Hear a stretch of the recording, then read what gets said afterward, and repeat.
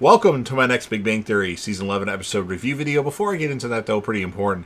If you are caught up to the point where I am, you're rewatching or watching The Big Bang Theory, or you're just not entirely sure, then you definitely need to take the initiative and pay attention to the episode's title, which of course I'll mention, as well as put in the description. If that happens to be the case, you find if you're not caught up, it would be my recommendation that you don't watch this detailed review to avoid any potential spoilers. With that said, this will be The Big Bang Theory Season 11, Episode 20. The title of this episode is called The Reclusive Potential, and this will be my review reaction recap after just finishing watching the episode. So Raj is wondering if Bruce Banner needs to include the Hulk as an extra driver on his auto insurance if he changes into the Hulk while driving a rental car. Howard says that Raj really needs a girlfriend. Sheldon gets excited when he sees the mailman and gets a letter from Dr. Walcott, with whom he has been corresponding about his string theory research. The mathematical physicist is a recluse who lives in a cabin and exists off the grid, who invites Sheldon to visit. Leonard doesn't understand why he wants to go to the mountains to spend a weekend with a crazy man he has never met. Sheldon is fine with that, so Leonard tells him to go have fun. Sheldon is deciphering the coded directions to Dr. Walcott's cabin. When finished, Sheldon burns the letter, surprising his friends. Amy is not happy with Sheldon going alone, so she insists that Leonard go with him. She is busy because her bachelorette party will be that weekend because I'm getting married, she keeps exclaiming. And Penny also says, "You're getting married." Then Howard is sent off to keep Leonard safe while Raj is being sent so he doesn't attend the bachelorette party. That would sound like something Raj would do, is actually show up for the bachelorette party because he gets along with the women so well. Getting ready for bed, Amy is still worried that Sheldon is going to be okay, if he's going to be okay. And Sheldon tells her that he'll be fine, though he is worried about what the girls are going to do while the men are away. Penny did plan the party. Amy is expecting drinking, dancing, and maybe a mailman with very little clothing on. Sheldon is worried that they might end up in prison when hosting someone impersonating a federal employee. Amy curls up happy that he worries about her. Driving into the mountains, the guys are listening to a lecture on nonlinear time, which Sheldon recorded.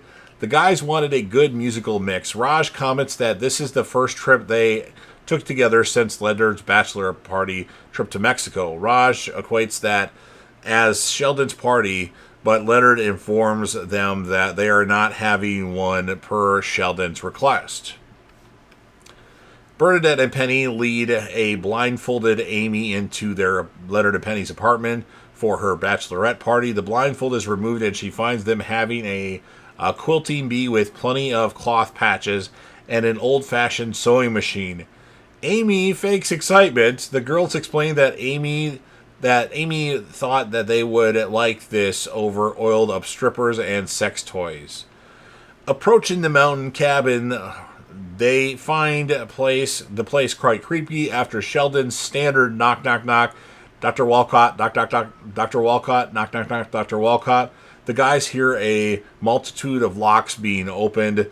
Creepy Dr. Walcott answers the door and, worried about all the extra people, Sheldon tells them to go back in the car. Dr. Walcott shows them about his cabin.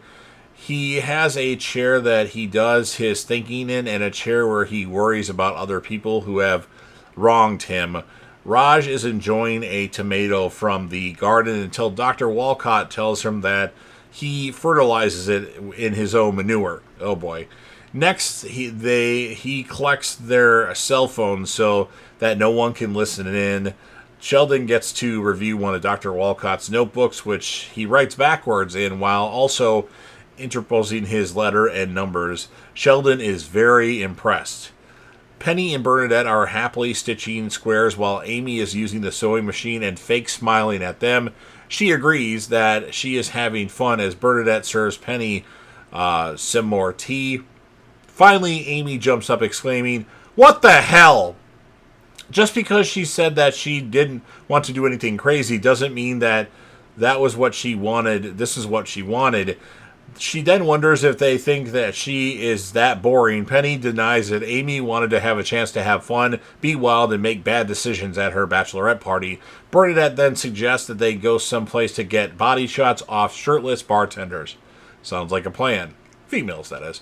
Leonard and Sheldon are really impressed with Dr. Walcott's work on nonlinear time. He appreciated their comments, but in his nonlinear time theory, they have already done that.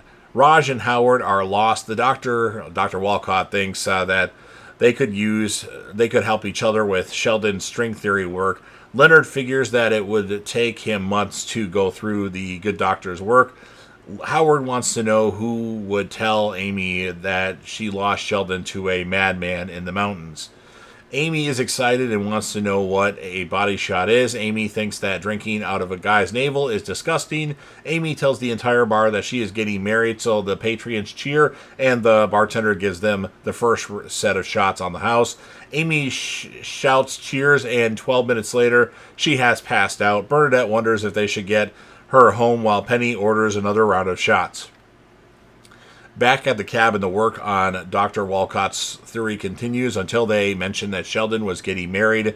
The good doctor is also married and his wife lives in Munich, so that they can each concentrate on their work. They do exchange birthday cards most years. Sheldon says that he has never considered a long-distance marriage. Dr. Walcott tells him that if one wants to be a great scientist, one can't be distracted. He then picks up his rifle to go and shoot some dinner, either rabbit or squirrel. Sheldon is impressed about how much work Dr. Walcott has done, but doesn't want to live like him. Leonard adds that Sheldon, has Amy and a lot of good friends that he should not want to give up. Sheldon then suggests that they all leave because he misses Amy and his cell phone. The guys are watching a movie while Amy sleeps on the couch. The girls are watching a movie while Amy sleeps on the couch. She wakes up startled and wonders what happened when Amy feels that she behaves so lame that the girls embellished her behavior. According to Penny, she river danced on the bar, and she also taught some shirtless firemen how to dance. She also slid down them like on a pole and flashed everyone. They also assure her that they took no pictures. They actually did, but most of them were of Penny and Bernadette reacting to how incapable Amy is of handling strong alcohol, even though Penny and Bernadette lied about what really happened to her, that Amy had 2 drinks out and passed out at the bar. Dr. Walcott returns to find the cabin empty. He can't figure out if they were there or ever came to there, so he thought they might not even have been there, and he was imagining it the whole time. He started to clean up to get ready for their visit. Dr. Walcott is affected by his own concepts of non-linear time. The next morning, Amy is nursing a bad hangover. Sheldon comes in exclaiming how Dr. Walcott's theory helps him with his string theory research. Amy explains her party as going to a bar, getting drunk, and having shirtless firemen fight over her. Sheldon asks Amy if she would still love him if he wasn't the science-oriented recluse she had first met. Amy wants to know the same if she turns out to be a river dancing wild woman. Yes, they would still love each other. Sheldon wonders if he can ever river dance, or if she can ever river dance. She shows him, and Sheldon tells her that he is the only man she'll ever show that for, and that's what ends this episode of The Big Bang Theory. So I'm going to give it a 7.4 out of 10.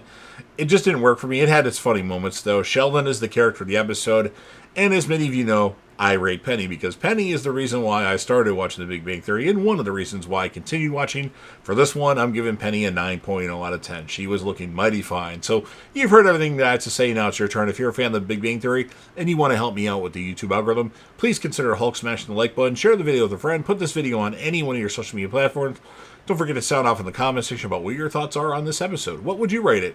And whom would you choose to be the character of the episode? If you want to rate Penny like I do, you can go ahead and do that as well. And then last but certainly not least, don't forget to hit that sub button. Subscribe to the channel you're watching the video anyway. Join the team, show your damn support, and be a part of something special. And you never know what you're going to see on JDev TV.